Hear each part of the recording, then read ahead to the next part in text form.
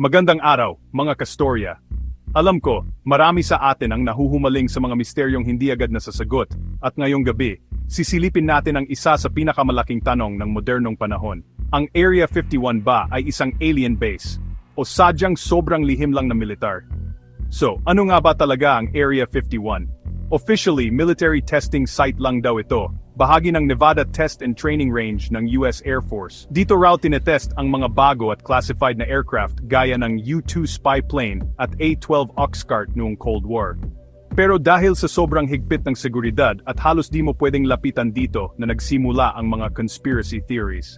Pero teka, hindi lang yan ang dahilan kung bakit naging viral ang Area 51.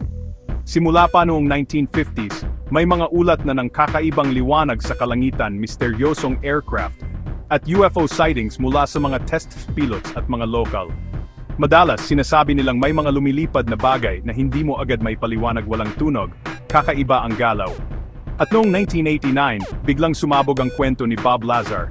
Ayon sa kanya, nagtrabaho siya sa isang secret facility malapit sa Area 51, tinatawag niyang S4.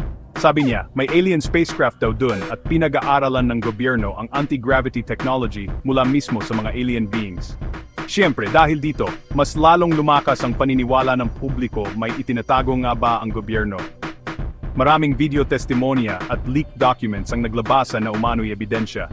Pero hanggang ngayon, wala pa ring official na kumpirmasyon mula sa US government tungkol sa aliens. Inaamin nilang military testing site lang ito, pero bakit ganoon kahigpit ang seguridad? Subukan mo lang pumasok sa paligid, agad kang arestuhin. Bawal ang drones, at may warning pa na pwedeng gumamit ng deadly force.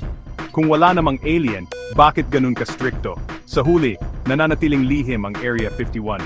Totoo bang may alien spacecraft na pinag-aaralan sa loob?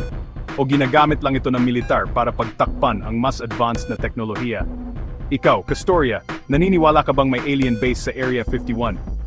I-share ang opinion mo sa comments. At syempre, huwag kalimutang mag-subscribe dito sa Inside the Story page para sa mas marami pang misteryo, kasaysayan, at kwento sa likod ng headlines. Salamat sa panood!